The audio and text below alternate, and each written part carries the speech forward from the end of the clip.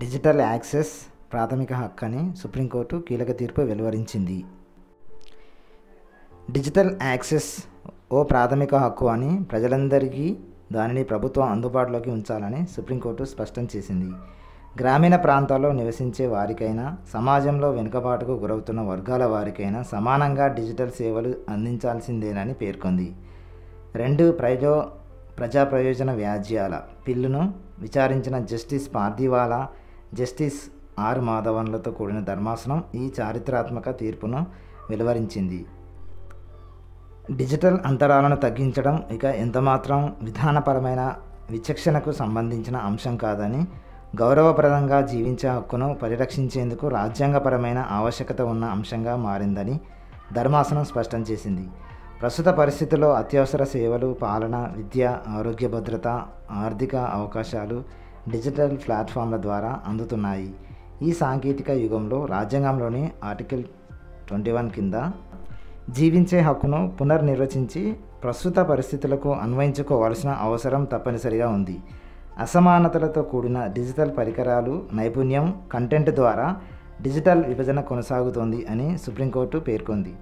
Supreme court విచారించిన 2 పిల్స్లో ఒకటి acid దాడి బాధితురాలు ప్రజ్ఞా ప్రసూన్ దాఖలు చేశారు. ఓ బ్యాంకులో ఖాతా తెరిచేందుకు నో యువర్ కస్టమర్ కేవైసీ సమర్పణలో తాను ఎదుర్కొన్న ఇబ్బందులను పిటిషన్లో ఆమె పేర్కొన్నారు.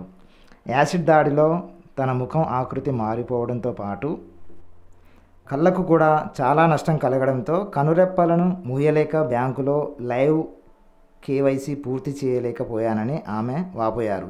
తనలాంటి యాసిడ్ దాడి బాధితుల విషయంలో కేవైసీ పూర్తి చేయడానికి కేంద్రానికి తగిన మార్గదర్శకాలు జారీ చేయాలని ఆమె తన పిటిషన్లో కోరారు. ఈ పిటిషన్ విచారణ సందర్భంగా కేవైసీ విధి విధానాలను మార్చాల్సిన ఆవశ్యకత ఉందని ధర్మాసనం స్పష్టం చేస్తూ 20 మార్గదర్శకాలను జారీ చేసింది.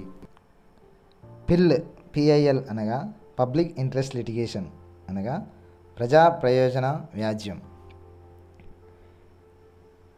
ప్రజా ప్రయోజన వ్యాజ్యం అంటే ప్రజా ప్రయోజనాలను కాపాడడానికి, పరిరక్షించడానికి లేదా అమలు చేయడానికి కోర్టులో దాఖలు చేయబడిన కేసు లేదా petition.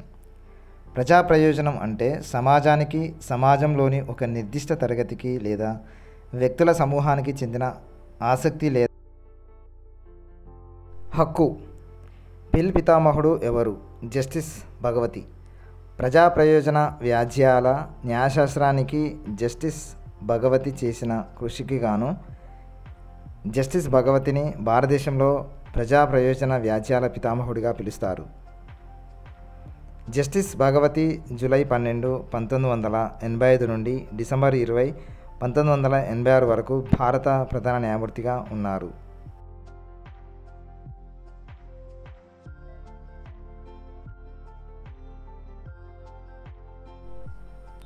KYC full form, Know Your Customer. KYC procedures in banks are crucial for verifying customer identities and assessing financial risks, helping to prevent fraud, money laundering and terrorism financing.